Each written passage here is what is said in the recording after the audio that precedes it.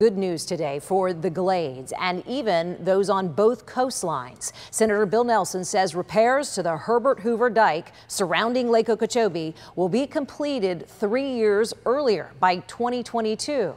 The senator, who is running for re-election right now, made this announcement in Belle Glade as he treks across the state taking on water issues. News Channel 5's Alex Hagan is live for us in Stewart, where Nelson is making his last stop of the day. Alex?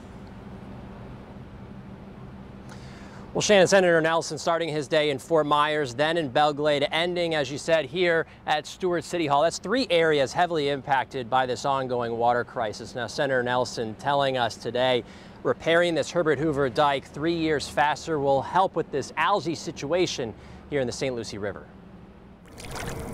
Algae along the Treasure Coast is certainly something nobody wants to see, including those in the Glades. We're concerned about the water quality and the conditions that they're seeing on the coast because it too impacts tourism. But Tammy Jackson Moore with the Guardians of the Glades understands the need for discharges, with dike repairs still years away from being complete. What's very important to this community is that we get the Herbert Hoover Dike repaired and get it repaired rather quickly. To see you.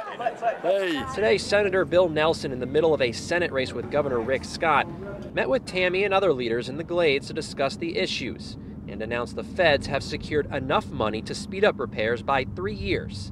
Nelson hit on other water storage projects south of the lake. Sending it south instead of to the east in the St. Lucie and to the west in the Caloosahatchee. And those projects are underway.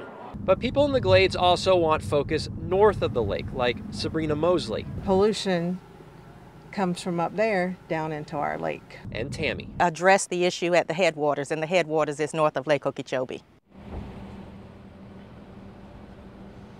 Now, Senator Nelson also talking about that state and federal project, that EAA reservoir south of Lake Okeechobee, which will store and clean water and reduce those discharges significantly. He says he's working with the Corps and Congress to authorize that project.